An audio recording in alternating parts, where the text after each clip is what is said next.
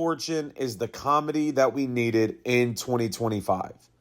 This movie does have some corny aspects to it, but the corniness in this movie is perfect. In 2025, we have hit this period of dry movies. You're either being built on entertainment and funny or scary, and it's a letdown. Good Fortune is a movie that I have to admit over delivers from start to finish. Now, starring Aziz Ansari, Seth Rogen, and Keanu Reeves, you are getting the tale of two men trying to figure out what their next steps are in life. On one hand, you have Jeff, who is living this carefree life. He is rich. Things are going great. But then you have Arj, who is struggling to make ends meet, working odd jobs, finding himself in a position of questioning whether his life is worth it. Then you insert Keanu Reeves as Gabriel. Gabriel is a guardian angel who is known for helping texting and driving people on the road. But this time he notices something different. And his actions are what lead to this story unfolding. Now, as you sit down to watch this movie, you really start to wonder from the trailer, what is the direction they are going to go? And I think the best thing about this movie is we get to see the relationship with Jeff and Arj. As you sit and watch it, you get to see how they get to know each other, but ultimately what they learn from each other. And I think as you sit and watch what is taking place, it has its funny moments. But there are some parts in this movie that you can look at as life lessons. And I think that is what allows this story to unfold. Now with Gabriel and Keanu Reeves, I think his performances in past movies where he's this stoic, fierce character allows his character in this movie to give off the dry sense of humor that is there. And what I noticed in this film is if you give him the opportunity to show his comedic side, allow him to be in a funny role, he is going to deliver. And I think that is something that really stands out as you watch this movie. But now let's talk about something that I think should be noted and is a very great part of this movie, and that is the runtime. The runtime in this movie is about an hour and a half. Now, typically when movies are an hour and a half, you think, oh, I want more. I need more.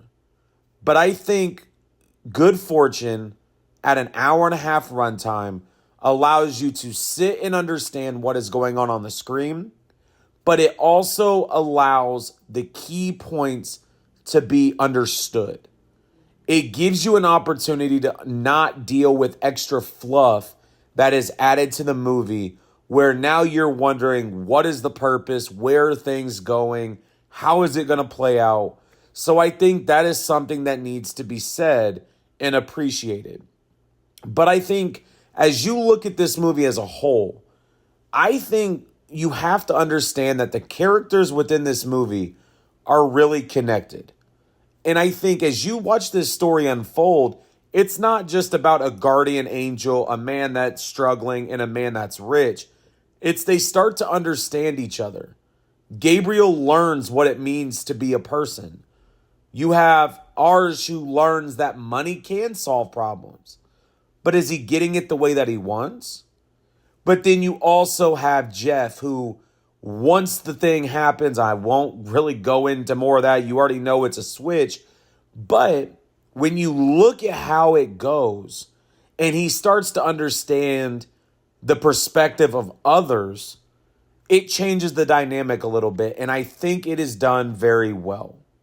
Keke Palmer is also in this movie. She is playing a role that I really didn't know what to expect. And so when you watch her role within this movie, it does have a purpose. And I think her role within this movie just solidifies the other three main characters in the film. Because she is fighting for others, she is fighting for herself, she understands struggle. And so I think that gives a character like Jeff and Arj an understanding of a middle ground. And that is what allows it to be successful. Now, if we look at a con, I think the one thing that stands out to me is how the movie ends. In a sense, I felt like this movie was going to end at one particular time, but then there was some more to it. And I'm kind of glad it didn't end when I originally thought. But I think the way that the ending is set up still left some questions that seemed to be answered within the movie. But then as you start to think about the way it concludes, you're left with what actually happened. And so I think one aspect that does stand out with the ending is as it closes, there is something symbolic.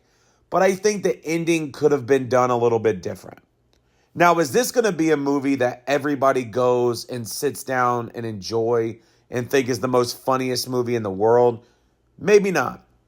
But I think this is a movie in 2025 that we need. Now for rating. I think Good Fortune is a 4.5 out of 5. I think you have the great characters that involved in the movie. The storyline is consistent and flows. The runtime is perfect. And everything within the movie is all connected. That runtime, the characters, it all is connected and is enjoyable from start to finish. So for me, Good Fortune is a 4.5 out of 5. It is a movie that I do recommend to go see. But thank you all for watching. Stay tuned for more reviews. Tomorrow we have Black Phone 2, which I'm actually a little nervous about after seeing some of the already reviews out. We will see. Stay tuned for more. Make sure to hit the subscribe button, and I will talk to you all later.